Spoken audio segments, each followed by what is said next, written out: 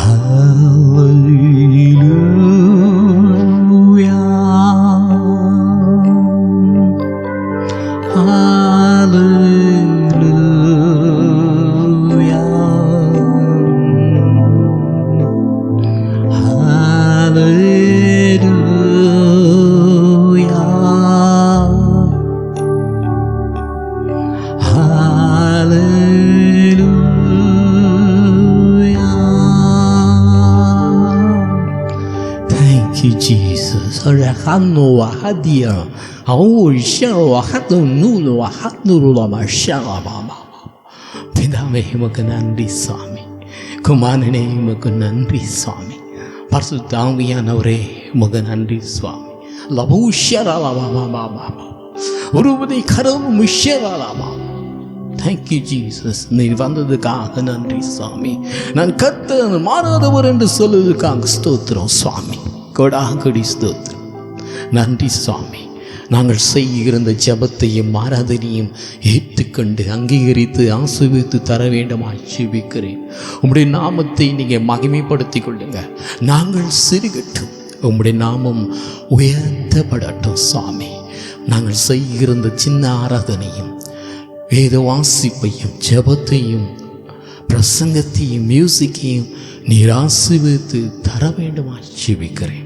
எங்களுக்கு விரோதமாய் நிற்கிற எல்லா பொல்லாத ஆவிகளையும் வானமிடத்தில் பொல்லாத ஆவிகள் பூமியிலே சுற்றி திரியிற பொல்லாத பிசாசின் கிரியைகளை கட்டுகிற இயேசுவின் நாமத்தினாலே தேவனுடைய பிரசன்னம் இந்த இடம் முழுவதும் சூழட்டும். இதை பார்க்கிற ஒவ்வொரு இருதயம் திறக்கப்படட்டும் சாமி. அநேக பேரும் மந்தையிலே சேர்க்கப்பட நீ கிருபை செய்யுங்க. நீங்கள் பேசுங்க. உம்முடைய வார்த்தையை நீங்கள் வெளிப்படுத்தி காட்டுங்க. உம்முடைய நாமத்தை மகிமைப்படுத்திங்க சாமி. நீ தான் உண்மையான தெய்வன் என்று நிரூபிங்க. உம்முடைய வல்லமை வெளிப்படுத்தி காட்டுங்க. உமக்கே துதியும் கனமும் மகிமையும் செலுத்துகிற நம்ம எங்களோடு கிட்ட இருங்கய்யா. இந்த பிரசங்கம் முடியும் வரை எங்களோடு கிட்ட இருங்க. உம் நாமத்தை மகிமைப்படுத்திக் கொள்ளுங்க. உமக்கே துதியும் கனமும் மகிமையும் செலுத்துகிறேன். இந்த ஜபங்களை கர்த்தராகிய இயேசு கிறிஸ்துவின் மூலமாய் வேண்டிக் கொள்கிறோம் பிதாவே. ஆமேன், ஆமேன். எல்லோரும் ஆண்டவரை நாம் ஸ்தோத்திரிப்போமா? அது முதல் இயேசு மனம் திரும்புங்கள், பரலோக ராஜ்யம் சமீபமாய் இருக்கிறது என்று பிரசங்கிக்க தொடங்கினார். 1000 சர்வாங்க தகன பலிகளை சாலமோன் செலுத்தபோது நீ விரும்புவது என்ன என்று கேட்டவரே உமக்கு ஸ்தோத்திரம். இன்று 1000 ஸ்தோத்திரங்களை செலுத்துகிற எங்கள் இருதயம் விருப்பத்தையும் நிறைவேற்றுகிறவரே உமக்கு ஸ்தோத்திரம். ஞானத்தை கேட்ட சாலமனுக்கு கேளாத ஐஸ்வர்யத்தை மகிமையும் கொடுத்து ஞானத்தையும் பூரணமாய் கொடுத்தவரே உமக்கு ஸ்தோத்திரம். சாலமோனின் நாட்களில் வெள்ளி ஒரு பொருட்டாக எண்ணப்படவில்லையே, அதற்காக ஸ்தோத்திரம். சாலமோனின் நாட்களில் தான் முதல் பேத்சேபா மட்டும் மிகுந்த சமாதானத்தை கட்டளையிட்டவரே உமக்கு ஸ்தோத்திரம். சாலமோனுக்கு தேவாலயத்தை கட்ட ஞானத்தை கொடுத்தவரே உமக்கு ஸ்தோத்திரம். தேவாலயத்தை சாலமோன் பிரதிஷ்டை பண்ணின பொழுது மகிமையாய் இறங்கி வந்தவரே உமக்கு ஸ்தோத்திரம். சாலமோனின் பெரியவரே உமக்கு ஸ்தோத்திரம். நீர் என்றும் என்னோடு இருப்பதற்காக ஸ்தோத்திரம் சாமி. ஞானத்தை உம்மிடத்தில் கேட்கும் பொழுது பூரணமாய் தருவேன் என்றீரே உமக்கு ஸ்தோத்திரம். ஆண்டவர் நம் செய்த ஒவ்வொரு நன்மையை நினைத்து கட்டாயம் ஆண்டவரை நாம் ஸ்தோத்திரிக்க வேண்டும். அதற்கு முன்பாக நாம் தியானிக்கிறதுக்கு முன்பாக ஒரு காரியத்தை நான் சொல்ல ஆசைப்படுகிறேன். ஆண்டவர் வருகை மிகவும் சமயமாய் இருக்கிறது.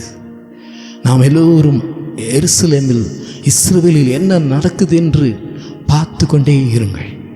ஏனென்றால் எந்த வேளையிலும் எது வேணாலும் நடக்கலாம். அது வேதத்தை நீங்கள் ஆராய்ச்சி பண்ணும் பொழுது அதை விளங்கும். நீங்கள் வேதத்தை வாசிங்க, ஏசாயா தீர்க்கதரிசன வசனங்களை வாசிங்க, அதிலே சொல்லப்பட்டிருக்கிற வாக்கியங்களை தியானிங்க, எசேக்கியாவிலே சொல்லப்பட்டிருக்கிற வசனத்தை வாசிங்க. அதில் சொல்லப்பட்ட ஆண்டவர் வருகையை பற்றியும் யுத்தங்களை பற்றியும் போட்டிருக்கிறதை கவனமாய் வாசித்து நீங்கள் ஆயத்தப்படுங்க. உங்கள் குடும்பத்தை ஆயத்தப்படுத்துங்க, நண்பருக்கு சொல்லுங்க. எந்த வேளையிலும் தேவன் ரகசிய வருகை இருக்கலாம். பகிர வருகையா இதற்கு பிறகு சண்டையெல்லாம் முடித்த பிறகு இருக்கும். கட்டாயம் நீங்கள் ஆயத்தப்பட்டே ஆகணும். மிக சில துளி வேளையிலே நாம் வாழ்ந்து கொண்டிருக்கிறோம். ஜாக்கிரதையாயிருப்போம். இந்த நாளுக்காக தெரிந்து கொள்ளப்பட்ட வார்த்தை, விடுதலையின் நாயகன் நம் தெய்வன், விடுதலையின் நாயகன். வேதம் சொல்லுகிறது 2 கொரிந்தியர் 3:17 இப்படியாய் சொல்லுகிறது, கர்த்தரே ஆவியானவர், கர்த்தருடைய ஆவி எங்கேயோ அங்கு விடுதலை உண்டு. எங்கெங்கு கர்த்தருடைய ஆவி இருக்கிறதோ அங்கெல்லாம் விடுதலை கட்டாயம் உண்டு.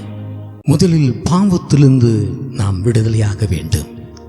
அதற்கு யோவான் எழுதின சுவிசேஷம் 8:4 இப்படியாய் சொல்லுகிறது, போதகரே, இந்த ஸ்திரீ விபச்சாரத்தில் கையும் மெய்யுமாய் பிடிபட்டாள். இப்படிப்பட்டவர்களை கல்லெறிந்து கொல்ல வேண்டும் என்று மோசே நியாயப்பிரமாணத்தில் நமக்கு கட்டளை இருக்கிறாரே, நீ என்ன சொல்லுகிறீர் என்றார்கள். ஓயாமல் அவள் சொல்லிக் கொண்டு இருந்தார்கள். ஆண்டவர் பார்த்து அவர்கள் கேட்கிறார், முதலாவது பாவம் இல்லாதவன் இவள் மேல் கல்லெறி கடவன் என்று சொன்னார். சொல்லிவிட்டு அவள் குனிந்து தரையிலே இதை எழுதி கொண்டு இருந்தார். அப்பொழுது ஒவ்வொருவராய் அந்த இடத்தை விட்டு கடந்து போனார்கள். ஒருவனும் இல்லை. இயேசு அவளை பார்த்து, நானும் உன்னை ஆக்கினிக்குள்ளாக தீர்க்கவில்லை, நீ போ, இனி பாவம் செய்யாதே என்றார். விபச்சாரம் என்ற பாவம். இதை பார்க்கிற நீங்கள் அப்படிப்பட்ட காரியங்கள் செய்திருப்பீர்கள் என்றால் அன்றிடத்தில் மனம் திரும்பி மன்னிப்பு கேளுங்கள். வேதம் சொல்லுகிறது, ஒரு பெண்ணை இச்சையாய் பார்த்தார், அவளோடு கூட விபச்சாரம் செய்தாயிற்று என்று சொல்லப்பட்டிருக்கிறது. இப்படிப்பட்ட பாவம் இதை பார்க்கிற நீங்கள் செய்து கொண்டிருந்தால் மனம் திரும்பி விடுங்க, மனம் திரும்பி விடுங்க. பாவத்துக்காக மனம் கசந்து அழுங்க. யாராவது மனைவியை வைத்திருப்பீர்களானால், கணவனை வைத்திருப்பீர்களானால், ஏதாவது மகளையோ மகனையோ அசுத்தமாய் நீங்கள் வாழ்க்கையிலே நினைத்து வைத்திருப்பீர்களால் அது விபச்சாரம். ஆண்டவர் எச்சரிக்கிறார், மனம் திரும்பி விடுங்க. அது மகா பெரிய பாவம் என்று சொல்லுகிறார். அடுத்து யோவான் எழுதின சுவிசேஷம் 5:5 பார்க்குமானால் 38 வருஷமாய் வியாதி கொண்டிருந்த மனுஷன் அங்கே இருந்தான். இயேசு அவனை நோக்கி, எழுந்திரு, உன் படுக்கையை எடுத்துக்கொண்டு நட என்றார். உடனே அந்த மனுஷன் சொஸ்தமாகி தன் படுக்கையை எடுத்துக்கொண்டு நடந்து போனான். அதற்கு பின் இயேசு அவனை தேவாலயத்தில் கண்டு, இதோ நீ சொஸ்தமானாய், அதிக கேடானது ஒன்றும் உனக்கு வராதபடி இனி பாவம் செய்யாதே. பாவத்தினாலே வியாதி வருகிறது. ஒருவேளை இதை பார்க்கிற நீங்கள் வியாதிப்பட்டு இருப்பீர்கள், ஒருவேளை அது பாவத்தினால் வந்திருக்குமானால் நீங்கள் மனம் திரும்பி ஆண்டவர் சமூகத்தில் கேட்பீரானால் அந்த வியாதி உங்கள் விட்டு நீங்கிவிடும். அந்த பாவம் நீங்கும் பொழுது அந்த வியாதியும் உங்களை விட்டு நீங்கி போகும். யோவான் 5:14 இப்படியாய் சொல்கிறது, அதற்கு பின் இயேசு அவனை நோக்கி தேவாலயத்தில் கண்டு, நீ சொஸ்தமானாய், அதிக கேடானது ஒன்றும் உனக்கு வராதபடி இனி பாவம் செய்யாதே என்றார். அவனை பார்த்து மறுபடியும் சொல்லுகிறார், கேடான ஒன்றையும் செய்து விடாதே, பாவம் செய்து விடாதே, மனம் திரும்பி பரிசுத்தமான வாழ்க்கை வாழ் என்று மறுபடியும் அவனுக்கு சொல்லுகிறார். 1 சாமுவேல் 2:22 இப்படியாய் சொல்லுது, ஏலியின் பிள்ளைகள் அந்த ஆலயத்தை தீட்டுப்படுத்தி கொண்டிருந்தார்கள்.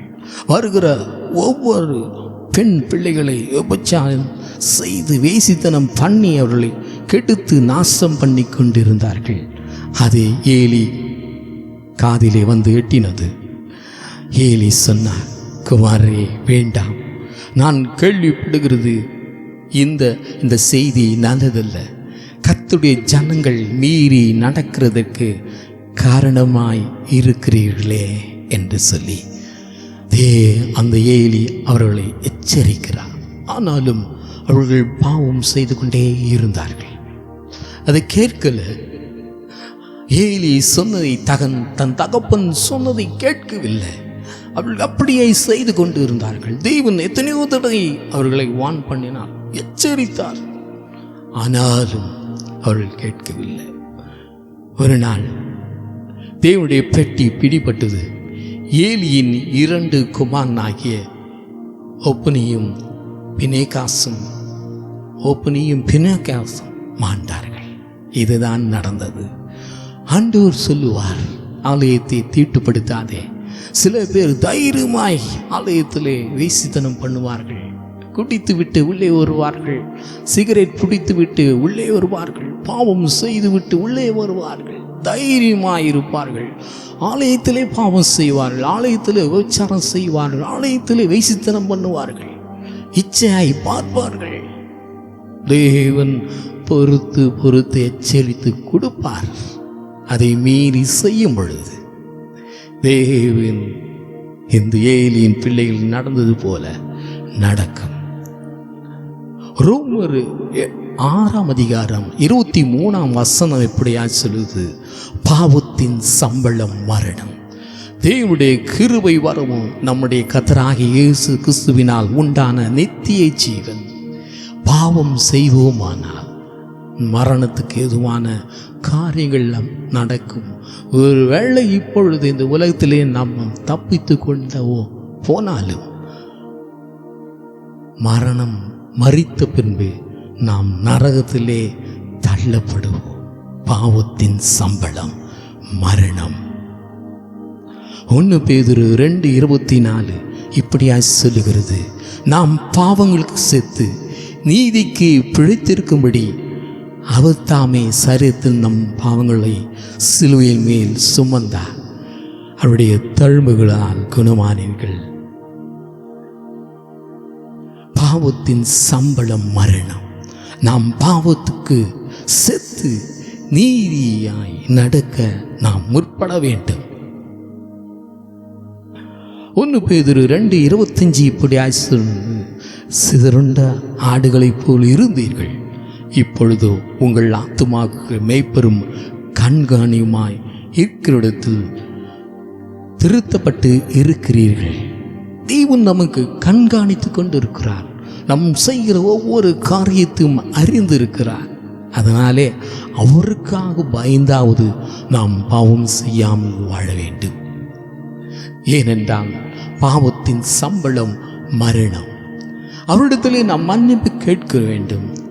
1 யோவான் 1:9 இப்படி சொல்லுவது, நம்முடைய பாவங்களை நாம் அறிக்கையிட்டால் பாவங்களை நமக்கு மன்னித்து எல்லா அநியாயத்தையும் நீக்கி நம்மை சுத்திகரிப்பதற்கு அவர் உண்மையிலும் நீதியும் உள்ளவருமாய் இருக்கிறார். நாம் தேவனிடத்தில் கேட்க வேண்டும். ஆண்டவரே, இந்த பாவத்தை, விபச்சாரம் என்ற பாவத்தை செய்துவிட்டேன், குடி என்ற பாவத்தை நான் செய்துவிட்டேன், சினிமா பார்க்கும் என்ற பாவத்தை செய்துவிட்டேன், சிகரெட் பிடிக்கும் பாவத்தை செய்துவிட்டேன், கெட்ட வார்த்தை பேசும் இந்த வார்த்தையை நான் செய்துவிட்டேன் என்று சொல்லி ஆண்டவரிடத்திலே மனப்பூர்வமாய் நாம் மனம் திரும்பும் பொழுது ஆண்டவர் தம்முடைய இரத்தத்தினாலே கழுவி நம்மளை ஒரு நீதிமானாய் மாற்ற வல்லவராய் இருக்கிறார். ஏனென்றால் தேவனுடைய வருகை சமீபமாய் இருப்பதனாலே ஜாக்கிரதையாய் இருந்து என்னென்ன பாவங்கள் செய்கிறோமோ எல்லாவற்றையும் ஆண்டவரிடத்தில் ஒப்பு கொடுத்து மனம் திரும்பி வாழ வேண்டும். இன்னொன்று வியாதி. வியாதி எதனால் வருகிறது என்று நமக்கு தெரியாது. பாவத்தினால வரலாம், மற்ற எந்த காரியத்தினாலும் வரலாம். எதனாலே வருகிறது நமக்கு தெரியாது. தெய்வன் ஒருவர் மாத்திரம் தெரியும். ஏசாயா 38:1 வாசிப்போம். அந்நாட்களில் எசேக்கியா வியாதிப்பட்டு மரணத்துக்கு ஏதுவாயிருந்தான். அப்பொழுது ஆமோத்சின் குமாரனாகிய ஏசாயா என்னும் தீர்க்கதரிசி அவனிடத்தில் வந்து அவனை நோக்கி, நீர் உமது வீட்டு காரியத்தை ஒழுங்குபடுத்தும், நீர் பிழைக்க மாட்டீர், மரித்து போவீர் என்று கர்த்தர் சொல்லுகிறார் என்றார். பாருங்க, ஆண்டவர் சொல்லுகிறார், இல்லை நீ மரித்து போவ என்று சொல்லுகிறார். அவன் ஒன்று செய்கிறான். எசேக்கியா தன் முகத்தை சுவர் பக்கமாய் திரும்பிக் கொண்டு கர்த்தரை நோக்கி வேண்டுதல் செய்கிறான். கர்த்தரை நோக்கி வேண்டுதல் அவன் சொல்லுகிறான், ஆம் கர்த்தாவே, நான் உமக்கு முன்பாக உண்மையும் மன உத்துவமாய் நடந்து உம்முடைய பார்வைக்கு நலமானதை செய்தேன் என்பதை நினைத்தருளும் என்று விண்ணப்பம் பண்ணி எசேக்கியா மிகவும் அழுதான். ஒருவேளை நாம் பாவம் செய்யவில்லை என்றால் ஆண்டவர் சமூகத்திலே நாம் விண்ணப்பம் செய்யணும். எப்படி என்றால் மனத்தாழ்மையாய் அவர் சமூகத்திலே விழுந்து அழுது, ஆண்டவரே நான் என்ன செய்தேன் என்று கேட்டு மன்னிச்சிருங்க என்று சொல்லி ஆண்டவர் சமூகத்திலே நாம் முறையிடும் பொழுது தேவன் நம் முறையீடை கேட்பார், பதில் அளிப்பார். அந்த எசேக்கியா அவளுக்கு 15 வருஷம் கூட்டி கொடுத்தார். அதே மாதிரி நம்முடைய வாழ்க்கையிலும் நமக்கும் ஆயுசு நாட்களை கூட்டி கொடுப்பார். மார்க்கு 6:25 அப்பொழுது 12 வருஷமாய் பெரும் பாடுள்ள ஒரு ஸ்திரீ 26-27 வரைக்கும் வாசிக்கலாம். அநேக வைத்தியர்களால் மிகவும் வருத்தப்பட்டு தனக்கு உண்டானவைகளை எல்லாம் செலவழிந்தும் சற்றாகிலும் குணமடையாமல் அதிக வருத்தப்படுகிற பொழுது இயேசு கிறிஸ்துவை கேள்விப்பட்டு, நான் அவருடைய வஸ்திரங்களை ஆகிலும் தொட்டால் சொஸ்தமாவேன் என்று சொல்லி ஜனக்கூட்டத்துக்குள்ளே அவருக்கு பின்னாக வந்து அவருடைய வஸ்திரத்தை தொட்டாள். உடனே அவருடைய உதிரத்தின் ஊரல் நின்று போயிற்று. அந்த வேதனை நீங்கி ஆரோக்கியம் அடைந்ததை அவள் தன் சரீரத்தில் உணர்ந்தாள். அவளுக்கு வியாதிப்பட்டு ரொம்ப கஷ்டப்பட்டாள். கையில் வைத்திருந்த பணங்கள் அனைத்தையும் செலவழிந்தது. என்ன செய்யுது என்று அவளுக்கு தெரியல. ஒரு நாள் கேள்விப்படுகிறார், இந்த வழியாய் இயேசு கிறிஸ்து வருகிறார் என்று சொல்லி ஓடி வருகிறாள். அந்த ஆண்டவரை நான் தொட்டு அவ்விடத்தில் நான் சுகம் பெறுவேன் என்று ஒரு விசுவாசத்தோடு வருகிறாள். தொடுகிறாள், சொஸ்தம் அடைகிறாள். அவள் வேதனை நின்று போனது, அவளுடைய துக்கம் நின்று போனது. தன் சரீரத்தை உணர்ந்தார்.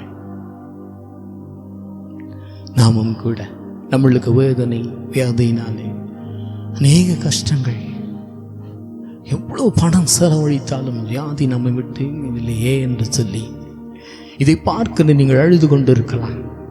தேவனிடத்தில் ஆண்டவராக இயேசு கிறிஸ்துவிடத்தில் முழு மனதோடு நீங்கள் ஓடி வருவீர்களானால் எப்படி இந்த பெரும்பாடுள்ள ஸ்திரீக்கு ஆண்டவர் சுகம் கொடுத்தார், அப்படியே உங்களுக்கும் சுகம் கொடுப்பார்.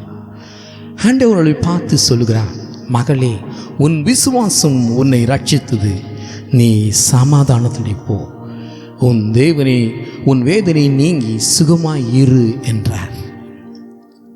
அவள் விசுவாசத்தோடு வந்தாள். யாரை நம்பி வந்தாள்? ஆண்டவராகிய இயேசு கிறிஸ்துவை நம்பி விசுவாசித்து அவரிடத்திலே போனால் சுகமும் பெறுவோம் என்று விசுவாசத்தோடு வந்தாள்.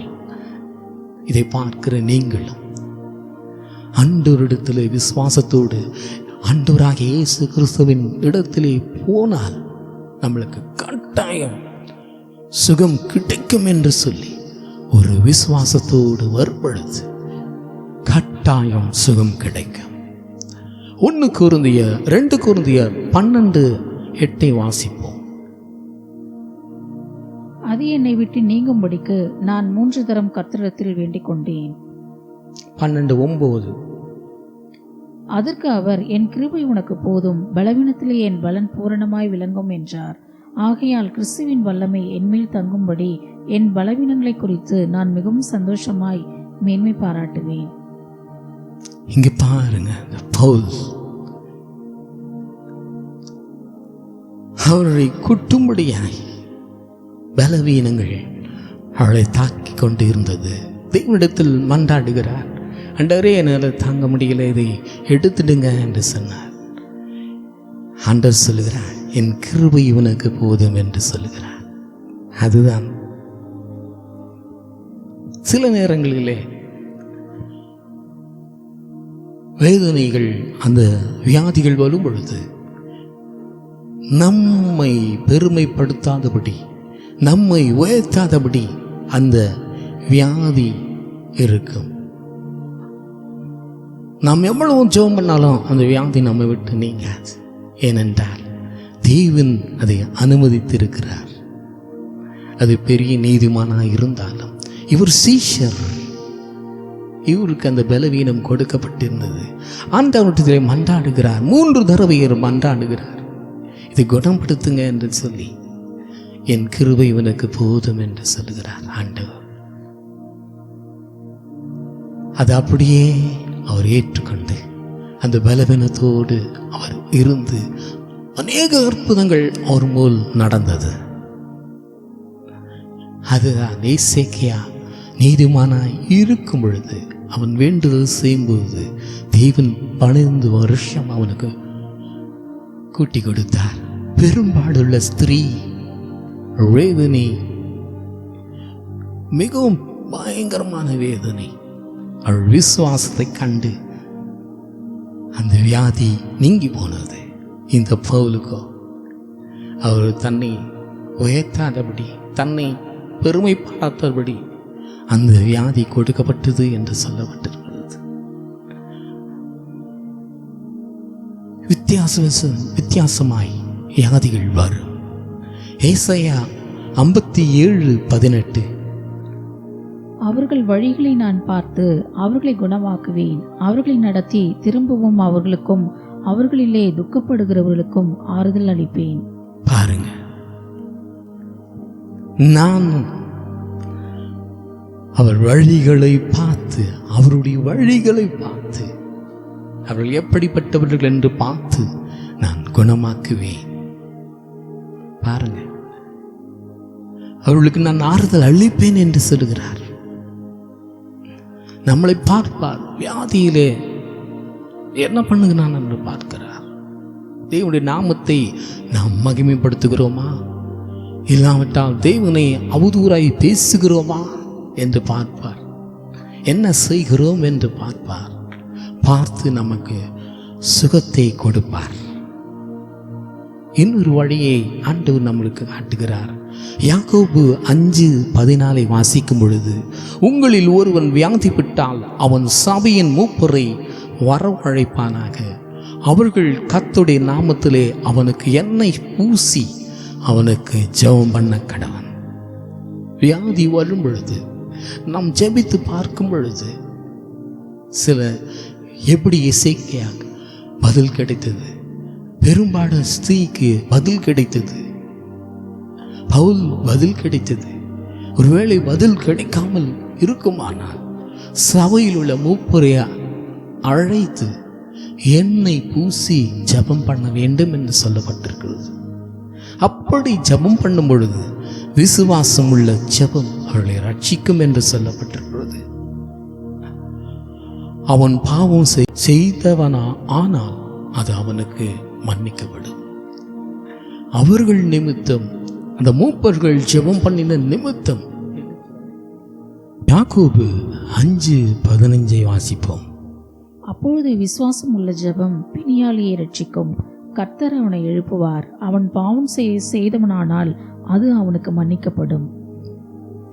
மூப்பர்கள் ஜெபிக்கும் பொழுது வேளை வியாதி செய்தவன் பாவம் செய்திருக்குமானால் அது மன்னிக்கப்படும் என்று எழுதப்பட்டிருக்கிறது. இந்த வழியிலும் நாம் முயற்சி செய்யலாம் என்று சொல்லி வேதம் நமக்கு சொல்லித் தருகிறது.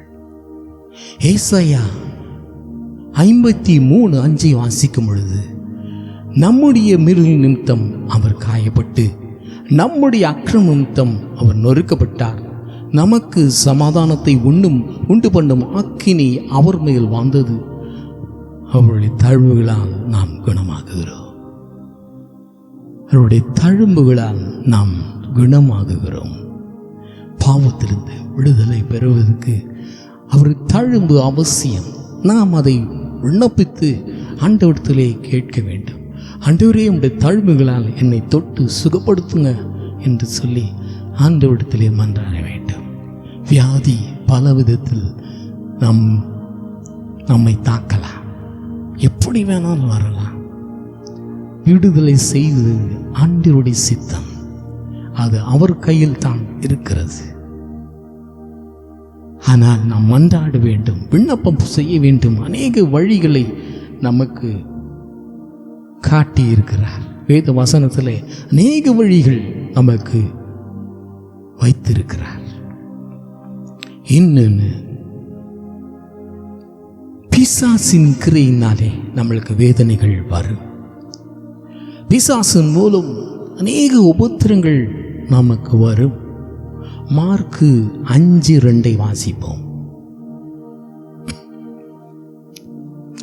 அவர் படவில் இருந்து இறங்கியுடனே அசுத்த ஆவியுள்ள மனுஷன் பிரேத கல்லறையிலிருந்து அவருக்கு எதிராக வந்தான். அவனுடைய குடியிருப்பு கல்லறையில் இருந்தது. அவனை சங்கிலியினால் கட்ட ஒருவனாலும் கூடார்ந்தது. அவன் எப்பொழுதும் இரவும் பகலும் மாலையிலும் கல்லறையிலும் இருந்து குக்கரிலிட்டு கல்களினால் தன்னை காயப்படுத்தி கொண்டிருந்தான். தங்களை அந்த திசையிலிருந்து துரத்தி விடாதபடி அவரை மிகவும் வேண்டிக் கொண்டார்கள். இயேசு வந்த பொழுது அந்த பிசாசு ஓடி வருகிறான். என்னை துரத்தாதீங்க என்று சொல்லி ஓடுகிறான். ஓடி வந்தான். பிசாசு வரும் பொழுது முதல்ல என்ன பண்ணுகிறான்? நம்மளை சங்கிலினாலே கட்டி வைக்கிறான். பாவம் என்னும் சங்கிலினாலே நம்மளை கட்டி வைக்கிறான். நாம் இருக்கும் இடம் ஒரு கல்லறையாய் இருந்தாலும் அதை அறியாது அந்த கல்லறையிலே வாழ்ந்து கொண்டிருப்போம். பாவம் செய்து செய்து நாம் எங்கு வாழ்கிறோம் என்று நமக்கு தெரியாது. அப்படி பிசாசு நமக்கு செய்து விடுவான். அதனால பிசாசுக்கு நாம் ஜாக்கிரதையா இருக்கணும். பிசாசுக்கு இடம் கொடுக்க கூடாது. பிசாசு என்ன பண்ணுவான் என்று பார்ப்போமா? மார்க்கு 5:13. இயேசு அவைகளுக்கு உத்தரவு கொடுத்த உடனே அசுத்த ஆவிகள் புறப்பட்டு பன்றிகளுக்குள் போயின.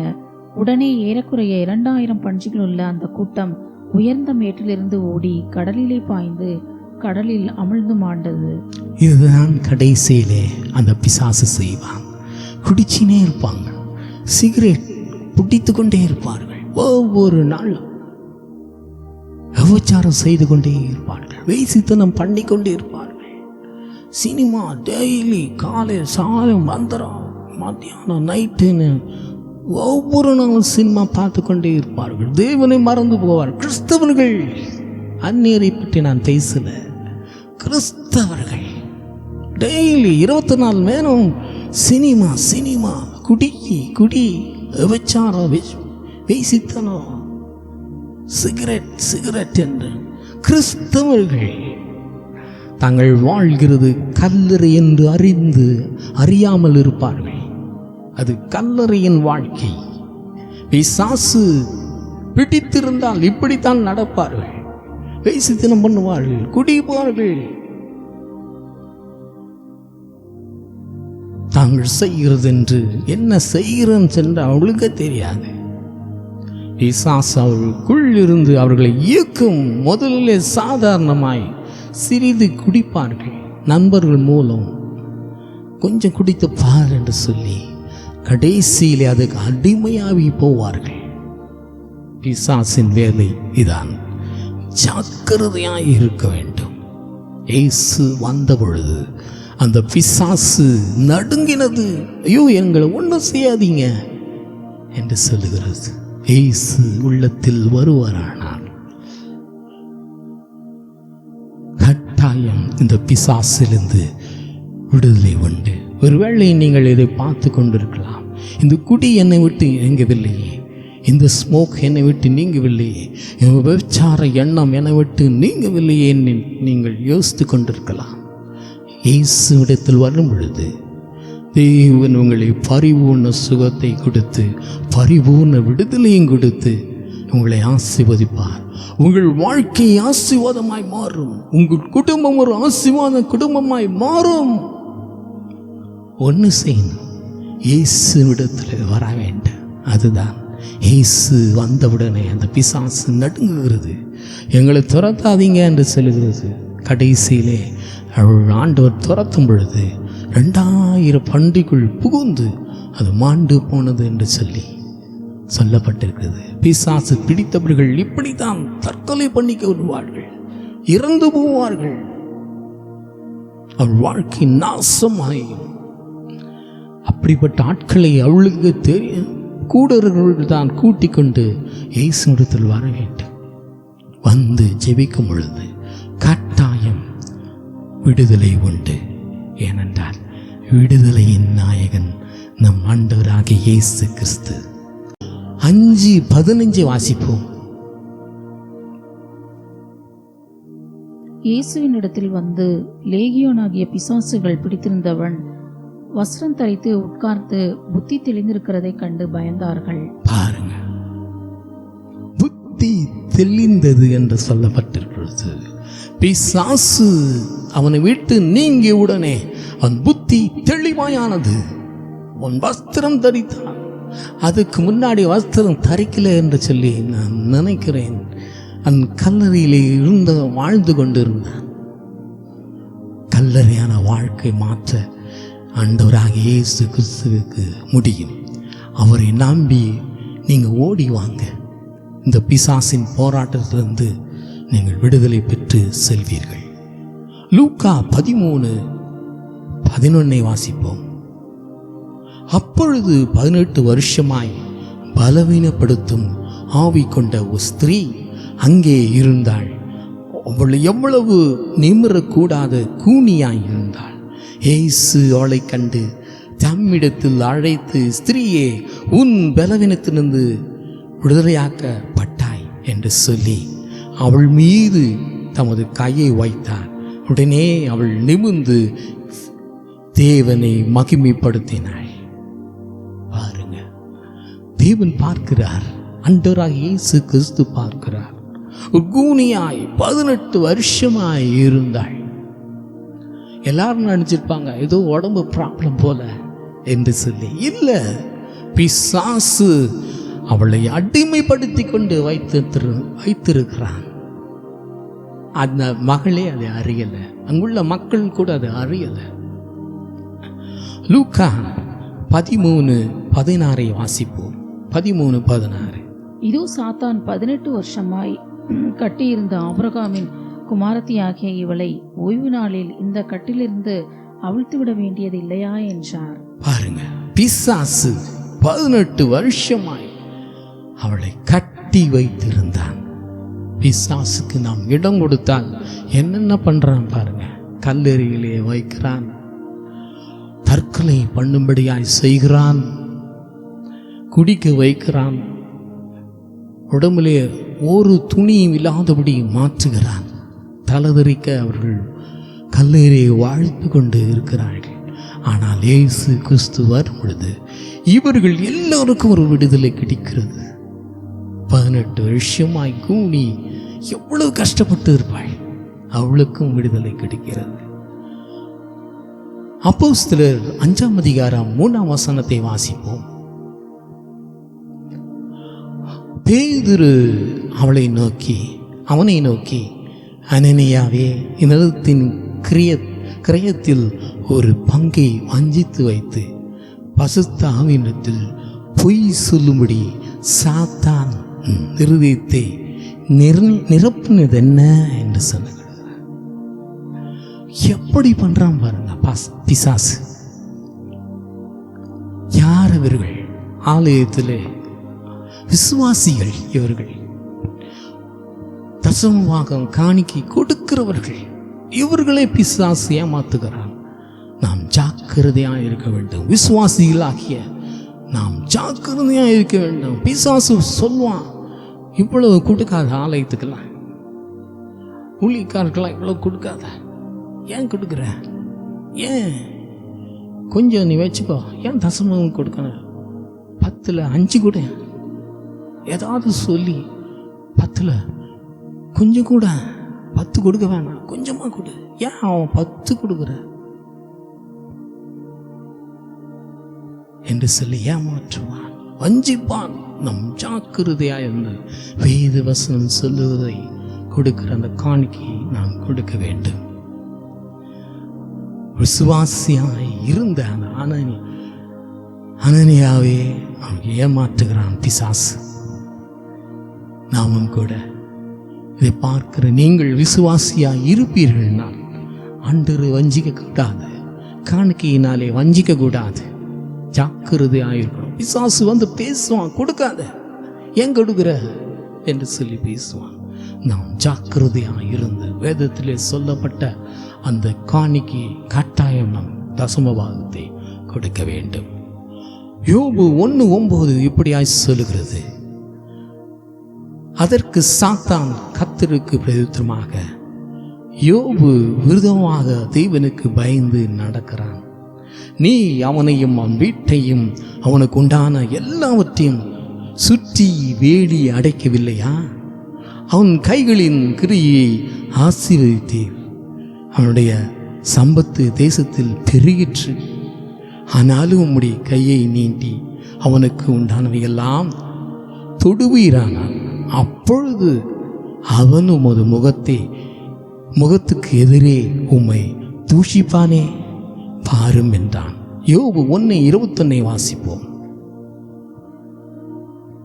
நிர்வாணியாய் என் தாயின் கர்ப்பத்திலிருந்து வந்தேன், நிர்வாணியாய் அவ்விடத்துக்கு திரும்புவேன். கர்த்தர் கொடுத்தார், கர்த்தர் எடுத்தார், கர்த்தருடைய நாமத்துக்கு ஸ்தோத்திரம் என்றான். 22. இவைகள் எல்லாவற்றிலும் யோபு பாவம் செய்யவும் இல்லை, தேவனை பற்றி குறை சொல்லவும் இல்லை. பாருங்க, அவனுக்கு உண்டான பிள்ளைகளெல்லாம் இறந்து போனார்கள்.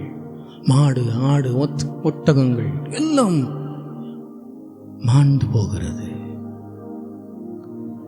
ஆனாலும் யோபு தேவனை குறை சொல்லவில்லை. அவன் சொல்லுகிறான், நிர்வாணியாய் என் தாயின் கர்ப்பத்திலே வந்தேன், நிர்வாணியாய் அவ்விடத்திற்கு திரும்புவேன். கர்த்தர் கொடுத்தார், கர்த்தர் எடுத்தார், கர்த்தருடைய நாமத்துக்கு ஸ்தோத்திரம். நாம் நல்லா சம்பூர்ணமாய் எழும் பொழுது பிசாசு நம்மளை சோதிக்கும்படி ஆண்டவரத்திலே பர்மிஷன் கேட்டு வந்து நம்மளை சோதிப்பான். நம்மளுக்கு என்னன்னே தெரியாது. ஏன் இவ்வளோ கஷ்டம் வருது? நல்லா தானே இருந்தோம், நல்ல ஆசீர்வாதமாக இருந்தோம், ஏன் இப்படி ஆகணும் என்று நம்மளுக்கே புரியாது. இது பிசாசின் காரியம். அவனை பிசாசின் போராட்டங்கள் வழும்புறது. தேவனை நாம் தூஷிக்கக்கூடாது. நம் அறிந்து தெய்வத்திலே அந்த எதனாலே வந்தது என்று அறிந்து கொண்டு அதை மேற்கொள்ள வேண்டும். பிசாசின் போராட்டங்களில் விடுதலை பெற வேண்டும். இதுதான் யோபு செய்தார்.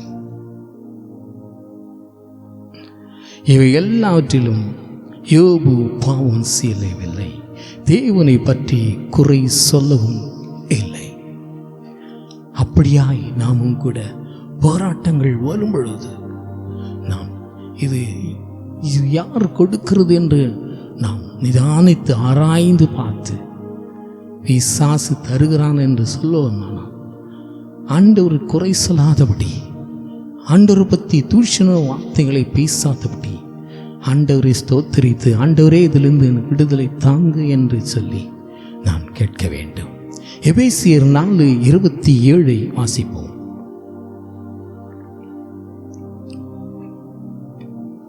பிசாசுக்கு இடம் கொடாமல் இருங்கள் என்று சொல்லப்பட்டிருக்கிறது. பிசாசு தந்திரமாய் வருவான், வீட்டிலே தந்திரமாய் வருவான், யார் மூலமாவது வருவான். நாம் அதை அறிந்து கொள்ள வேண்டும். பிசாசுக்கு நாம் இடம் கொடுக்கவே கூடாது. எபேசியர் 6:11 இப்படி சொல்லுகிறது.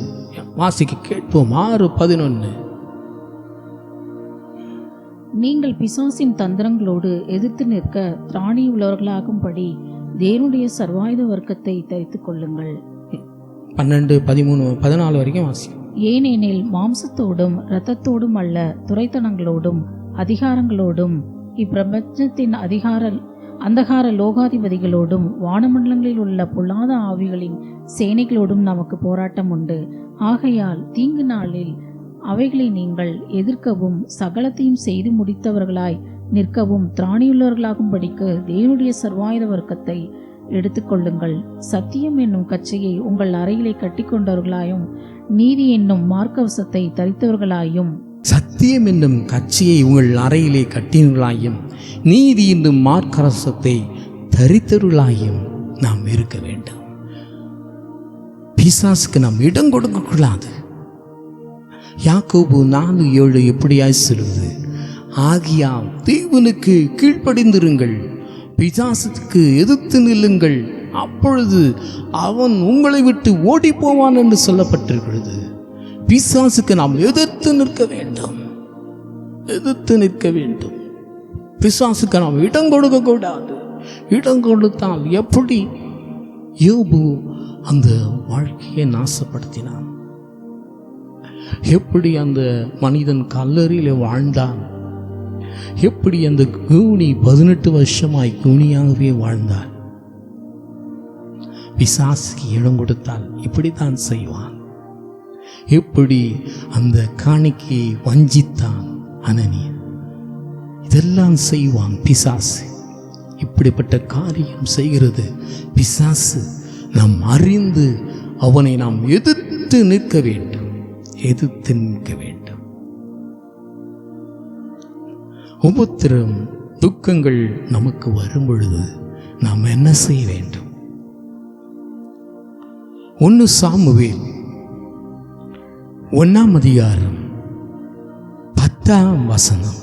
வாசிக்க கேட்போம். அவள் போய் மனம் கசந்து மிகவும் அழுது கர்த்தரை நோக்கி விண்ணப்பம் பண்ணி 15 வாசிப்போம்.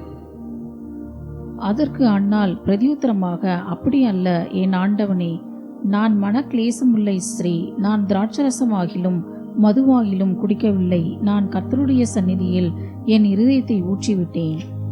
பாருங்க, ஆண்டவரிடத்திலே போய் தன்னுடைய மன சஞ்சலத்தை ஊற்றுகிறாள். ஆண்டவரே, என்னால் தாங்க முடியலப்பா என்று சொல்லி, ஏனென்றால் அவளுக்கு பிள்ளை பாக்கியம் இல்லாதனாலே அவளை ஏளனமாய் பார்க்கிறார்கள், அவமானமாய் பேசுகிறார்கள். அவளால் தாங்க முடியல. ஆலயத்துக்கு ஓடி போய் முழங்காலிட்டு கதறுகிறாள், கதறுகிறாள், கதறுகிறாள். அவளால் தாங்க முடியல. தன்னுடைய இருதயத்தின் பாரங்களை ஆண்டவர் மேல் வைக்கிறார். ஆண்டவர் அந்த சத்தத்தை கேட்கிறார். அவளுக்கு பிள்ளை பிறக்கிறது. தெய்வன் கண்ணீர் எல்லாம் துடைக்கிறார். 1 சாமுவேல் 2:1 வாசிப்போம். அப்பொழுது அன்னாள் ஜெபம் பண்ணி, என் இருதயம் கர்த்தருக்குள் களி கூறுகிறது, என் கொம்பு கர்த்தருக்குள் உயர்ந்திருக்கிறது, என் பகைஞரின் மேல் என் வாய் திறந்திருக்கிறது, உம்முடைய ரட்சிப்பினாலே சந்தோஷப்படுகிறேன். பாருங்க, அவர் ஆலயத்துக்கு தான் சென்றார். நாமும் கூட நம்மளுக்கு கஷ்டங்கள், வேதனைகள், துக்கங்கள் வரும் பொழுது நாம் ஓடி எங்கு செல்லணும்? மனுஷனிடத்தில் அல்ல, தேவனுடைய ஆலயத்துக்கு நான் சென்று நம்முடைய கலக்கங்களை, நம்முடைய வேதனைகளை ஆண்டவருக்கு முன்னாடி ஒப்பு கொடுக்கணும். அதை தான் அண்ணா செய்தாள்.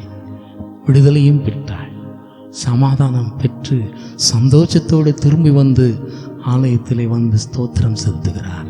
வேதம் சொல்லுகிறது, வருத்தப்பட்டு பாரம் சுமக்கிறீர்களே, நீங்கள் எல்லாரும் என்னிடத்தில் வாருங்கள், நான் உனக்கு இளைப்பாறுதல் தருவேன். யோவான் 16:33 விடிய சொல்லு, என்னிடத்தில் உங்களுக்கு சமாதானம் உண்டாயிருக்கும் பொருட்டு இவைகளை உங்களுக்கு சொன்னேன். உலகத்திலே உங்களுக்கு உபத்திரம் உண்டு, ஆனாலும் திடன் கொள்ளுங்கள், நான் உலகத்தை செய்தேன். நம்மளுக்கு உபத்திரங்கள், கஷ்டங்கள், வேதனைகள், துன்பங்கள் வரும் பொழுது ஆண்டவரிடத்திலே போக வேண்டும். அவர் கூப்பிடுகிறார், வாருங்க, வருத்தப்பட்டு பாரம் சுமக்கிற நீங்கள் எல்லாரும் இடத்துல வாருங்கள் என்று சொல்லுகிறார். நான் உனக்கு இளைப்பாறுதல் தருவேன் என்று சொல்லுகிறார். அதை நம்பி ஆண்டவர் சமூகத்திலே போகும் பொழுது நம்மளுக்கு விடுதலை உண்டு. ஒருவேளை அவமானம், நிந்தனைகள் வரும் வாழ்க்கையிலே, கட்டாயம் அதெல்லாம் நம்ம சந்திக்க வேண்டும். உடனே நான் மனுஷனை தேடி போய்விடக்கூடாது, ஆண்டவர் திருடி போடணும். ஏசாயா 36:13 இப்படியாய் சொல்லுகிறது. வாசிக்க கேட்போம். ரப்சாக்கே நின்று கொண்டு யூதா பாஷையிலே உரத்த சத்தமாய் அசிரியா ராஜாவாகிய மகாராஜாவுடைய வார்த்தைகளை கேளுங்கள். 14-15 வரைக்கும் வாசிக்க. எசேக்கியா உங்களை வஞ்சியாதபடி பாருங்கள், அவன் உங்களை தப்புவிக்க மாட்டான், கர்த்தர் நம்மை நிச்சயமாய் தப்புவிப்பார். இந்த நகரம் அசிரியா ராஜாவின் கையில் ஒப்பு கொடுக்கப்படுவதில்லை என்று சொல்லி எசேக்கியா உங்களை கர்த்தரை நம்ப பண்ணுவான், அதற்கு இடம் கொடாதிருங்கள் என்று ராஜா சொல்லுகிறார். பாருங்க, எசேக்கியா பொய் சொல்றான், கர்த்தர் தப்புவிப்பார் என்று சொல்லுகிறான். அவனாலும் தப்பிக்க முடியாது, கர்த்தராலும் தப்பிக்க முடியாது. அதனால நீங்க எங்கிட்ட வந்துருங்க என்று சொல்லுகிறான். என்ன நடக்கிறது? ஏசாயா 37:1 வாசிப்போம். ராஜாவாகிய எசேக்கியா அதை கேட்டபோது தன் வஸ்திரங்களை கிழித்து ரெட்டோடுத்தி கொண்டு கர்த்தருடைய ஆலயத்தில் பிரவேசித்து, ஏசாயா 37:20 இப்போதும் எங்கள் தேவனாகிய கர்த்தாவே, நீர் ஒருவரே கர்த்தர் என்று பூமியின் ராஜ்யங்கள் எல்லாம் அறியும்படிக்கு எங்களை அவன் கைக்கு நீங்களாக்கி ரட்சியும் என்று விண்ணப்பம் பண்ணினான். 21-22 வரைக்கும் வாசி. அப்பொழுது ஆமோத்சின் குமாரனாகிய ஏசாயா எசேக்கியாவுக்கு சொல்லி அனுப்பினது, இஸ்ரவேலின் தேவனாகிய கர்த்தர் உரைக்கிறதாவது என்னவென்றால், அசிரியா ராஜாவாகிய சனகெரிப்பின் மித்தம் நீ என்னை நோக்கி விண்ணப்பம் பண்ணினாயே. 37:22 அவனை குறித்து கர்த்தர் சொல்லுகிற வசனமாவது, சீயோன் குமாரத்தியாகிய கன்னியாஸ்திரி உன்னை இகழ்ந்து உன்னை பரிகாசம் பண்ணுகிறாள், எருசலேம் குமாரத்தி உன் பின்னாலே தலையை துலக்குகிறாள். பாருங்க, ஆண்டவர் பதில் சொல்லுகிறார். அவன் சொல்றது எதுவுமே நடக்காது, நீ பயப்படாத என்று சொல்லி சொல்லுகிறார். ஏசாயா 33:23 இப்படியா சொல்லுது, யாரை நிந்தித்து தூஷித்தாய், யாருக்கு விரோதமாய் உன் சத்தத்தை உயர்த்தினாய், நீ இஸ்ரவேலின் பரிசுத்தத்திற்கு விரோதமாய் அல்லவோ உன் கண்களை மேட்டிமையாய் ஏறெடுத்தாய். அப்பொழுது கர்த்தருடைய தூதன் புறப்பட்டு அசிரியரின் பாளையத்தில் 180,000 பேரை அதிகாலமே எழுந்திருக்கும் பொழுது சங்கரித்தான். அதிகாலமே எழுந்திருக்கும் பொழுது இதோ அவர்களெல்லாம் செத்து பிரேதங்களாய் கிடந்தார்கள். அண்டர் சொல்கிறார், யாரு நீ நிந்தித்த, யாருக்கு விரோதமாய் நீ பேசுன? தேவனுக்கு கோபம் வருகிறது. தேவனுடைய பிள்ளைகளை நிந்திக்கும் பொழுது, தேவனை நிந்திக்கும் பொழுது அவள் சும்மா இருக்க மாட்டார். நாம் நினைத்துக்கொள்ளலாம், அவளாம் சாதாரண மனுஷர்கள் என்று நினைத்து கொண்டிருக்கலாம், சாதாரணவன் என்று சொல்லி நினைக்கலாம். இல்லை, தேவனுடைய பிள்ளையை நிந்திக்கும் பொழுது தேவனை நிந்திக்கிறதுமாய் இருக்கும். அவமானப்படுத்தும் பொழுது தேவனை அவமானப்படுத்தும் விதமாய் இருக்கும். அவர் சும்மா இருக்க மாட்டார். தேவ தூதர்களை அனுப்புவார், தண்டிப்பார். இதுதான் நடந்தது. தேவ தூதரை அனுப்பி அவர்களை சாகடித்தார், சங்கரித்தார். எல்லாரும் செத்து போனார்கள்.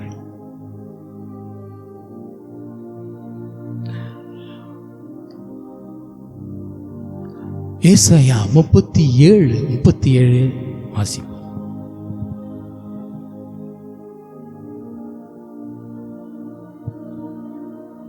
அப்பொழுது அஸ்ரிய ராஜாவாகிய சனகெரிப் பிரயாணப்பட்டு திரும்பி போய் நினைவேயில் இருந்து விட்டான். 38 அவன் தன் தேவனாகிய நிஸ்ரோவின் கோவிலிலே பணிந்து கொள்ளுகிற போது அவன் குமாரராகிய அத்ராமிலும் சரத்சேரும் அவனை பட்டயத்தினால் வெட்டி போட்டு அரரா தேசத்துக்கு தப்பி ஓடிப்போனார்கள். அவன் குமாரனாகிய எசரத்தோன் அவன் பட்டத்திற்கு வந்து அரசாண்டான். பாருங்க, தேவனை நிந்தித்தான். எசேக்கியா பார்த்து நிந்தித்தான். ஆண்டவர் சும்மா விட்டாரா? எல்லாரையும் அடித்து போட்டார். அவனையும் அடித்து போட்டார். இதுதான் நடக்கும். தேவனுடைய பிள்ளைகளுக்கு விரோதமாய், தேவனுக்கு விரோதமாய் நிந்திக்கும் பொழுது, தேவனுடைய பிள்ளைகள் அழுது ஆண்டவரே என்று அழும் பொழுது தேவன் சும்மா இருக்க மாட்டார், சங்கரித்து போடுவார். அந்த சத்தத்தை கேட்பார், அந்த அழுகிற அந்த குரலை கேட்பார். ஆனால் தேவனுடைய பிள்ளைகள், தேவனுடைய ஊழியக்காரர்கள் பயப்பட வேண்டாம். தேவன் நம் கூட இருக்கும் பொழுது நான் பயப்பட தேவையில்லை. தேவன் தம்முடைய தூதர்களை அனுப்பி அவர்கள் எல்லாரையும் சங்கரித்து போடுவார். தைரியமாய் தேவனுடைய பிள்ளைகளுமாய் பேச முடியாது. ஜாக்கிரதையாயிருப்போம். ஏசாயா 54:17 வாசிப்போம். உனக்கு விரோதமாய் உருவாக்கப்படும் எந்த ஆயுதம் வாய்க்காதே போகும். உனக்கு விரோதமாய் நியாயத்தில் எழும்பும் எந்த நாவையும் நீ குற்றப்படுத்துவாய். நீ கர்த்தருடைய ஊழியக்காரின் சுதந்திரமும் என்னாலே உண்டான அப்படி நீதியுமாய் இருக்கிறது என்று கர்த்தர் சொல்லுகிறார். உனக்கு விரோதமாய் எழும்பும் எந்த சத்துருக்களையும் கர்த்தர் உனக்கு முன்பாக முறியடிக்கப்படும்படி ஒப்பு கொடுப்பார். ஒரு வழியாய் உனக்கு எதிராய் புறப்பட்டு வருவார்கள், 7 வழியாய் உனக்கு முன்பாக ஓடி போவார்கள். நிந்தனைகள், வேதனைகள் வழும்பும் பொழுது, அவமானங்கள் வழும்பும் பொழுது நான் பயப்பட வேண்டாம். தேவனுக்கு முன்பாக நாம் போய் அறிக்கையிடும் பொழுது தேவன் அவை எல்லாவற்றையும் பார்த்து கொள்வார். பஞ்சம் வரும் பொழுது தேவன் என்ன செய்வார்? பஞ்சம் வரும், வறுமை, கடன், அந்த நேரத்தில் நம்மளை பார்த்து சிரிப்பாரா? சிரிக்க மாட்டார். ஏசாயா 58:11 வாசிப்போம். 11 கர்த்தர் நித்தமும் உன்னை நடத்தி மகா வறட்சியான காலங்களில் உன் ஆத்துமாவை திருப்தியாக்கி உன் எலும்புகளை நினமுள்ளதாக்குவார். நீ நீர்ப்பாய்ச்சலான தோட்டத்தைப் போலவும் வற்றாத நீரட்டைப் போலவும் இருப்பாய். தேவன் நம்மளுக்கு பஞ்சங்கள், ஒருமைகள், கஷ்டங்கள் வரும் பொழுது, வறட்சிகள் வரும் பொழுது நம்ம வேடிக்கை பார்ப்பாரா? பார்க்க மாட்டார். நம்மளை ஆசீர்வதிப்பார். நீர் பாய்ச்சலான தோட்டத்தைப் போல, வற்றாத நீரற்றைப் போல நம்மளை மாற்றுவார். தேவன் அப்படியாய் ஆசீர்வதிப்பார்.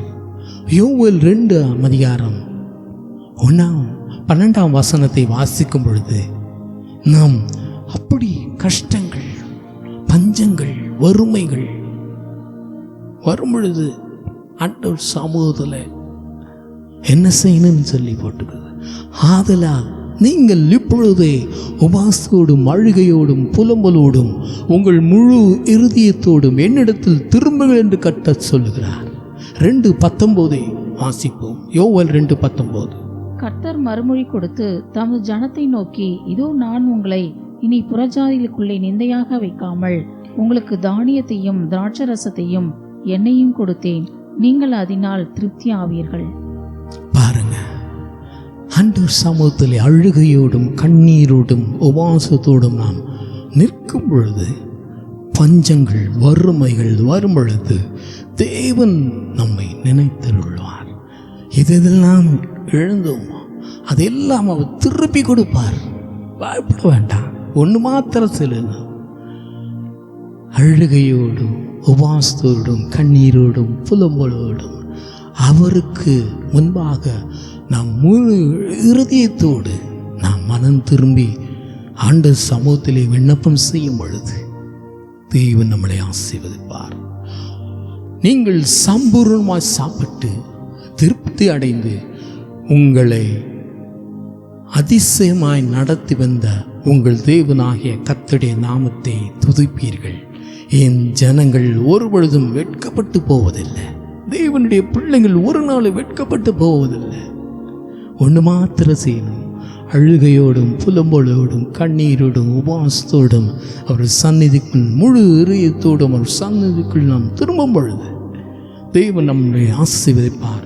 சங்கீதம் 33:19 இப்படியா சொல்லுது, பஞ்சத்தில் அவர்களை உயிரோடே காக்கும் கர்த்தருடைய கண் அவர்கள் மேல் நோக்கமாக இருக்கிறது. நம்மளுக்கு கஷ்டங்கள் பஞ்சங்கள் வறுமைகள் வரும் பொழுது தெய்வம் சும்மா இருக்க மாட்டார். தேவனுடைய கரம் தேவனுடைய கண் நம்மை நோக்கி கொண்டே இருக்குமா. எவ்வளவு அருமையான தேவன் நம் தேவன். ஒன்று மாத்திரம் செய்யணும், ஆண்டவர் நோக்கி நாம் விண்ணப்பம் பண்ணணும், ஆண்டவரை தேடி வரணும். அதுதான் நாம் செய்ய வேண்டியது. கடன் வரும் பொழுது நாம் என்ன செய்ய வேண்டும், என்ன செய்கிறோம்? 1-2 ராஜாக்கள் 4:1 வாசிப்போம். தீர்க்கதரிசிகளுடைய புத்திரரில் ஒருவனுக்கு மனைவியாயிருந்த ஒரு ஸ்திரீ எலிசாவை பார்த்து, உமது அடியானாகிய என் புருஷன் இறந்து போனான், உமது அடியான் கர்த்தருக்கு பயந்து நடந்தான் என்பதை அறிவீர். கடன் கொடுத்தவன் இப்போது என் 2 குமாரரையும் தனக்கு அடிமைகளாக கொள்ள வந்தான் என்றான். பாருங்க, எலிசாவிட்ட சொல்றா, ஏன் புருஷனும் ஒரு தீர்க்கதரிசி தான், எங்களுக்கு கடன் ஆயிடுச்சு, நாங்கள் என்ன பண்ணுறதுன்னு தெரியல, என் புருஷன் இறந்து போனார் என்று சொல்கிறார். இப்போ கடன் குத்தவர்கள் என் பிள்ளையை கூப்பிடுகிறார்கள் என்று சொல்லுகிறார். எனக்கு பயமாக இருக்கு, நான் என்ன செய்யணும் என்று சொல்லி கேட்கிறார். எலிசா அவர்களுக்கு ஆறுதல் படுத்துகிறார். அவர் சொல்கிறார், உங்ககிட்ட என்ன இருக்கு? என்கிட்ட ஒன்றுமே இல்லை, ஒரு கூட எண்ணெய் மாத்திரம் என்கிட்ட இருக்கு என்று சொல்லலாம். கொண்டு வா, உங்ககிட்ட எல்லா பாத்திரத்தையும் கொண்டு வா, பாத்திரம் இல்லை நான் பக்கத்து வீட்டில் போயிட்டு அந்த பாத்திரம்லாம் கொண்டு வா என்று சொல்லுகிறார். இவர்கள் போய் ஒவ்வொன்றாய் அந்த பாத்திரங்களை நிரப்புகிறார்கள். எல்லாம் நிரம்பி வழித்து கொண்டே இருக்கிறது, நிற்கல. எவ்வளவு பாத்திரம் கொண்டு வந்தாலும் அது நிரம்பி கொண்டு இருக்கிறது. கடைசியிலே என் பிள்ளை சொல்கிறான், அம்மா பாத்திரம் இல்லைம்மா என்று சொல்லும்போது உடனே அந்த எண்ணெய் நின்று போனது. 2 ராஜாக்கள் 4:7 வாசிப்போம். அவள் போய் தேவனுடைய மனுஷனுக்கு அதை அறிவித்தாள். அப்பொழுது அவன், நீ போய் இந்த எண்ணெயை விற்று உன் கடனை தீர்த்து மிதத்தி கொண்டு நீயும் உன் பிள்ளைகளும் ஜீவனம் பண்ணுங்கள் என்றாள். நாம் பயப்படக்கூடாது. ஐயோ இவ்வளோ கடன் ஆயிடுச்சு, என்ன பண்ணுறது? இப்போ நாங்கள்லாம் அவங்க வந்து இங்கே மிரட்டுறாங்களே, எங்களுக்கு கஷ்டமாக இருக்குது, என்ன பண்ணுறது எங்களுக்கு தெரியலையே என்று சொல்லி நான் பயப்படக்கூடாது. நம்மள ஆண்டவர் சமூகத்தில் நிற்க வேண்டும், ஆண்டவர் சமூகத்தில் நிற்க வேண்டும். ஆண்டவர்கள் ஞானத்தை கொடுப்பார், அறிவை தருவார், இல்லாட்டி தெய்வ தூதர்களை அனுப்புவார், இல்லாட்ட தெய்வடைய பிள்ளைகளை அனுப்புவார் உதவி செய்ய. பயப்படாதீங்க. இந்த கடன் எங்கள் கணவர் இறந்துட்டார், இப்போ நான் என்ன செய்வது என்று சொல்லி நீங்கள் தனிமையாய் அழுது கொண்டு இருக்கலாம். இல்லை, பயப்படாதீங்க. தேவன் எப்பேற்பட்ட கடனாக இருந்தாலும் அதை மாற்ற வல்லவராயிருக்கணும். ஒன்று மாத்திரம் செய்து, ஆண்டவரே எங்களை மன்னிங்க, நாங்கள் கடன் வாங்கிட்டோம், எங்கள் கணவர் இறந்துட்டார், இப்போ இந்த கடனை எங்களால் செலுத்த முடியல, என்ன பண்ணுறது? ஆண்டவர் சமூகத்தில் முறையிடும் பொழுது தேவன் வழியை திறப்பார். உபாகமம் 15:6 இப்படியாய் சொல்லுவது, உன் தேவனாகிய கர்த்தர் உனக்கு சொன்னபடி உன்னை ஆசீர்வதிப்பதினால் நீ அநேக ஜாதிகளுக்கு கடன் கொடுப்பாய், நீயோ கடன் வாங்குவதில்லை, நீ அநேக ஜாதிகளை ஆளுவாய், உன்னையோ அவர்கள் ஆளுவதில்லை. இந்த வார்த்தையை வைத்து நான் ஜெபிக்க வேண்டும். நீ கடன் வாங்க மாட்டேன் என்று சொன்னீங்களே, எங்களுக்கு இந்த கடனெல்லாம் அடைத்து தீருங்க சுவாமி, எங்களுக்கு ஒரு விடுதலை தாங்க என்று சொல்லி அந்த சமூகத்தில் என்னை மன்றாடும் பொழுது எப்படி எலிசா மூலம் அந்த குடும்பத்தை ஆசீர்வதித்தாரோ அதே மாதிரி தேவனுடைய பிள்ளைகள் வருவார்கள், இல்லாவிட்டால் தெய்வ தூதர்கள் வருவார்கள் உங்களை காப்பாற்ற. ஏதாவது வழி திறக்கப்படும், ஒரு வாசல் திறக்கப்படும். ஒன்று மாத்திரம் நீங்கள் செய்யணும், ஆண்டவர் சமூகத்தில் நின்று அழுது உபவாசத்தோடு கண்ணீரோடு ஆண்டவர் சமூகத்திலே நான் கேட்கும் பொழுது கட்டாயம் இந்த கடனிலிருந்து விடுதலை கொடுப்பார். 1 கொரிந்தியர் 2:14 வாசிக்க கேட்போம். ஜென்மஸ்வாபமான மனுஷனோ தேவனுடைய ஆவிக்குரியவைகளை ஏற்றுக்கொள்ளான், அவைகள் அவனுக்கு பைத்தியமாக தோன்றும், அவைகள் ஆவிக்கு ஏற்ற பிரகாரமாய் ஆராய்ந்து நிதானிக்கப்படுகிறவர்களால் அவைகளை அறியவும் மாட்டான். ஆவிக்குரியவன் எல்லாவற்றையும் ஆராய்ந்து நிதானிக்கிறான், ஆனாலும் அவன் ஒருவனாலும் ஆராய்ந்து நிதானிக்கப்படான். 16 கர்த்தருக்கு போதிக்கத்தக்கதாக அவருடைய சிந்தையை அறிந்தவன் யார்? எங்களுக்கோ கிறிஸ்துவின் சிந்தை உண்டாயிருக்கிறது. பாருங்க, அழகாய் சொல்லுகிறார். இதெல்லாம் எப்படி நடக்கும்? வியாதியிலிருந்து விடுதலை கிடைக்குமா? ஆண்டவர் சமூகத்தில் போனா பிசாசின் பிடியிலிருந்து விடுதலை கிடைக்குமா? பாம்பத்திலிருந்து விடுதலை கிடைக்குமா? கடன்லேருந்து விடுதலை கிடைக்குமா? நிந்தனையிலிருந்து விடுதலை கிடைக்குமா?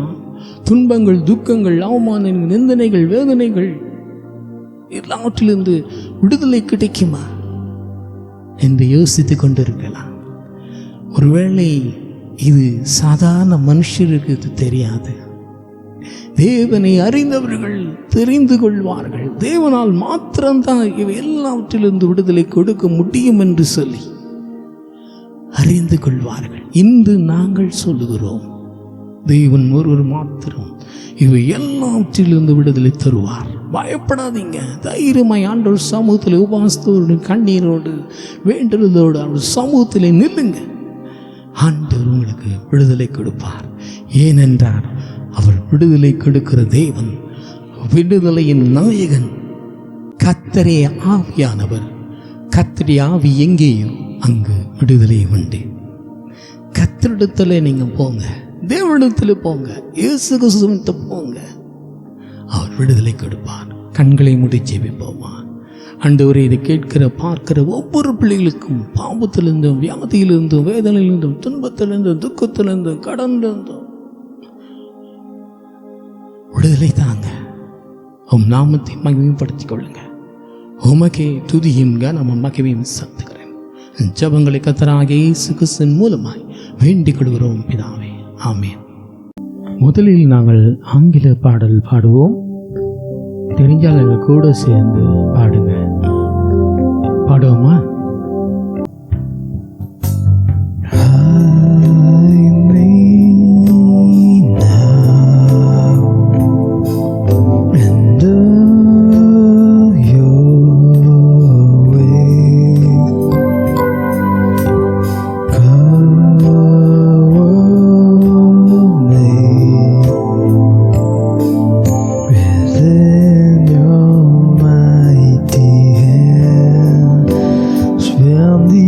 Ocean rising down the shore, I will soar with you.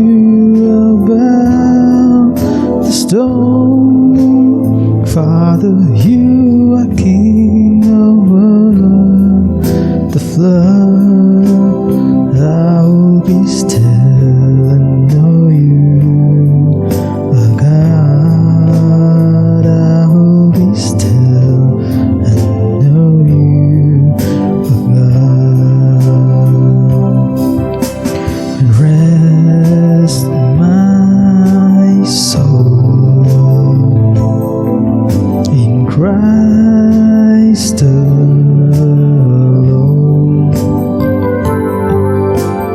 Know His far in quietness and trust.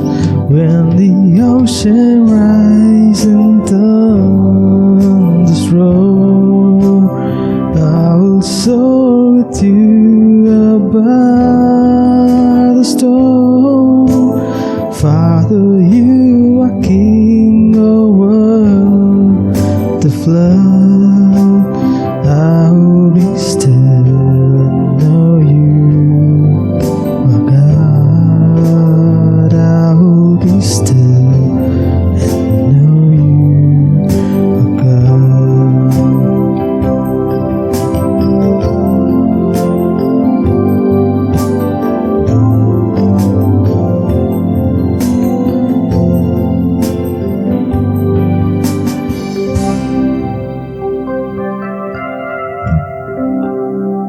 இந்த பாடல் எப்படியாய் சொல்லுகிறது? என் மீட்பர் சேர்ந்த பாதையில் சிலுவையை நான் விடேன். ஊரார் இனத்தார் மத்தியில் தாகத்தாலும் பசியாலும். பாடுவோமா?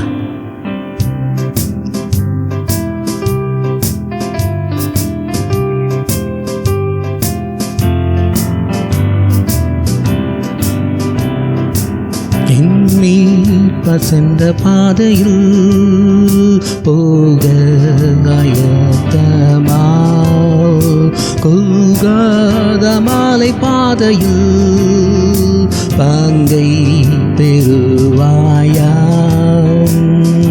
சிலுவையை நான் விடேன், சிலுவையை நான் விடேன், சிலுவையை நான் விடேன், சிலுவையை நான் விடேன், சிலுவையை நான் விடேன், சிலுவையை நான் விடேன். ஊராதிரத்தமத்தியோ துன்பம் சகிப்பாயா, மூக்க கோபிகள் ஆடுவோ தீடனாயிப்பாயா. சிலுவையை நான் விடேன், சிலுவையை நான் விடேன், சிலுவையை நான் விடேன், சிலுவையை நான் விடேன், சிலுவையை நான் விடேன், சிலுவையை நான் விடேன். தாகத்தாலும் பசியாலும் தோய்ந்தாலும் நீப்பாயா, அவமானங்கள் வந்தாலும் சிலுவை சுமப்பாயாம். சிலுவையை நான் விடேன், சிலுவையை நான் விடேன், சிலுவையை நான் விடேன், சிலுவையை நான் விடேன்.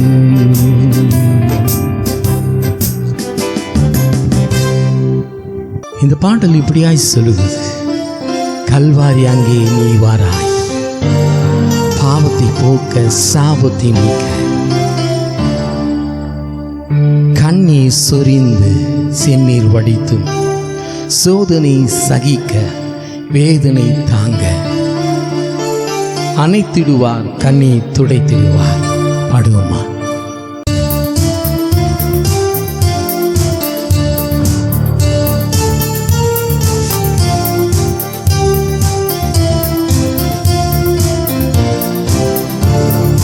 கல்வாரியங்கே நீயும் வராய், கர்த்தாவின் மேனி உனக்ககனையும் காட்சியை அங்கே கண்டிடவே, கர்த்தாவின் மேனி உனக்ககனையும் காட்சியை அங்கே கண்டிடவே. கல்வாரி அங்கே நீ பாவத்தை நீக்க சிலுவையின் மீது அவர் மரித்தார். பாவத்தை போக்க சாபத்தை நீக்க சிலுவையின் மீது அவர் மரித்தார். தாயிலும் அன்புள்ளவர் ஆட்டிடுவார் கேட்டிடுவார். கல்வாரி அங்கே வராய் கர்த்தாவின் மேனி உனக்காக நெய்யும் காட்சியை அங்கே கண்டிடவே. கல்வாரி அங்கே நீயும் வராய். கண்ணி சொரிந்து சென்னி வடித்தும் சொல்லன பாடு பல சகித்தார். கண்ணி சொரிந்து சென்னி வடிந்து சொல்லன பாடு பல சகித்தார். தாயில் பிறந்தவராய் தாங்கிடுவார் தூக்கி சுமந்திடுவார். கல்வாரி அங்கே நீயும் வாராய் கர்த்தாவின் மேனி உனக்காக நெய்யும் காட்சியை அங்கே கண்டிடவே. கல்வாரி கர்த்தாவின் மேனி உனக்காக நெய்யும் காட்சியை அங்கே கண்டிடவே. கல்வாரி அங்கே நீயும் வராய். சோதனை சகிக்க வேதனை தாங்க துன்பத்தின் வேளை பலனளித்தார். சோதனை சகிக்க வேதனை தாங்க துன்பத்தின் வேளையில் பலனளிப்பார். கைவிடாத கர்த்தர் அழைத்திடுவார் தன்னை துடைத்திடுவார். கல்வாரி நீயும் வராய் கர்த்தாவின் மேனி உனக்காக நெய்யும் காட்சியை அங்கே கண்டிடவே. கர்த்தாவின் மேனி உனக்காக நெய்யும் காட்சியை அங்கே கண்டிடவே. கல்வாரி அங்கே நீயும் வராய்.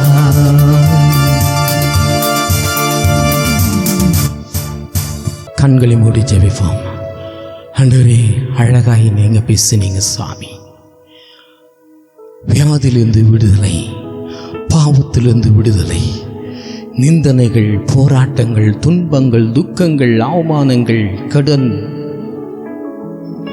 எல்லாவற்றிலும் விடுதலை கொடுக்கிற தேவன் என் ஆண்டவராகிய இயேசு கிறிஸ்து அவரிடத்திலே வரும் பொழுது வறுமை நீங்கும் என்று சொல்லப்பட்டிருக்கிறது. வியாதி நீங்கும் என்று சொல்லப்பட்டிருக்கிறது. கடன் பாரம் நீங்கப்படும் என்று சொல்லப்பட்டிருக்கிறது. வியாதி நீங்கும் என்று சொல்லப்பட்டிருக்கிறது. பாவம் நீங்கும் என்று சொல்லப்பட்டிருக்கிறது. கர்த்தருடைய ஆவியானவர் எங்கேயோ அங்கு விடுதலை ஒன்று என்று சொல்லப்பட்டிருக்கிறது. எல்லாவற்றிலும் விடுதலை என் ஆண்டவராகிய இயேசு கிறிஸ்துவின் அந்த கல்வாரி அண்டையிலே வரும்பொழுதுதான் என்று சொல்லி அழகாய் நேர்த்தியாய் நீர் பேசினீங்க சுவாமி. பாவத்தின் சம்பளம் மரணம் என்று சொல்லியிருக்கிறீங்க சுவாமி. பாவத்திலிருந்து விடுதலை வேண்டுமானால் ஆண்டவராகிய இயேசு கிறிஸ்துவின் இரத்தத்தினால் கழுவப்பட்டால் ஒழிய பாவம் மன்னிப்பு கிடையாது என்று எழுதியிருக்கிறதே சுவாமி. ஆண்டவரே, இது கேட்கிற ஒவ்வொரு பிள்ளைங்களும் மனம் திரும்பி பரிசுத்தமான வாழ்க்கை வாழ, வியாதியிலிருந்து விடுதலை பெற, கஷ்டத்திலிருந்து விடுதலை பெற, பாரத்திலிருந்து விடுதலை பெற, துக்கத்திலிருந்து விடுதலை பெற, கடன் பிரச்சனையிலிருந்து விடுதலை பெற நீ கிருபை செய்யுங்க. ஒவ்வொருவரையும் ஆசீர்வதிங்க. இந்த வேளையில் யாரா துன்பத்தோடு துக்கத்தோடு வியாதியோடு பார்க்கிறார்களோ அவர்களுக்கு நீ விடுதலை தாங்க. யாரார் ஐசியிலிருந்து அழுது கொண்டு இருக்கிறார்களோ அவர்களுக்கு ஒரு விடுதலை தாங்க சுவாமி. ஆண்டவரே, கடனிலிருந்து விடுதலை கொடுங்க சுவாமி. இன்னும் ஆண்டவரே, வேலையில்லாத வேலையை கொடுங்க சுவாமி.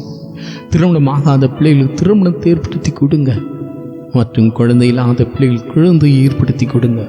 பிரசவத்துக்காக காத்திருக்கிற பிள்ளைகளுக்கு நல்ல சுக பிரசவத்தை கொடுங்க சுவாமி.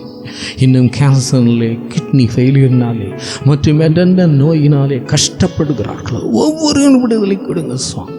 தேவன் நீ விடுதலை கொடுக்கிற தேவன், விடுதலையின் நாயகன் நீ தான் சுவாமி. அதை அறிந்து உம்மை தேடி வர, உம்மை நாடி வர, உம்மண்டை வந்து அந்த விடுதலையை பெற்றுக்கொள்ள நீ கிருபை செய்யுங்க. அதுபோல பாவத்திலே உள்ள பிடிகள் இன்று ஒரு விடுதலை கிடைக்கட்டும். குடியில் பழக்கத்திலிருந்து விடுதலை கொடுங்க. சிகரெட் பிடிக்கும் பழக்கத்திலிருந்து விடுதலை கொடுங்க. சினிமா பார்க்கும் அடிமைத்தனத்திலிருந்து விடுதலை கொடுங்க சுவாமி. ஒரு பெரிய மாற்றத்தை கட்டளை கொடுங்க. அதுபோல் அந்த வருகை மிகவும் சமயமாய் இருப்பதுனாலே ஒவ்வொரு ஆயத்தப்பட்டவர்கள் மற்றவர்கள் ஆயத்தப்படுத்த கிருபை செய்யுங்க. உம் நாமத்தை மகிமைப்படுத்திக் கொள்ளுங்க. உமக்கே துதியும் கனமும் மகிமையும் செலுத்துகிறேன். ஜபங்களை கர்த்தராகிய இயேசு கிறிஸ்துவின் மூலமாய் வேண்டிக் கொள்கிறோம் பிதாவே, ஆமென். ஹல்லேலூயா. இது ஒவ்வொரு மாதமும் 1ஆம் தேதி அன்று வெளியாகும். இதை பார்க்கிற நீங்கள் மற்றவர்களுக்கும் இதை அறிமுகப்படுத்துங்க. ஹல்லேலூயா. என் ஆத்துமாவே கர்த்தரை ஸ்தோத்திரி, என் முழுமை பரிசுத்த நாமத்தை ஸ்தோத்திரி. என் ஆத்துமாவே கர்த்தரை ஸ்தோத்திரி, கர்த்தர் செய்த சகல உபகாரங்களையும் மறவாதே. ஆமென். ஹல்லேலூயா.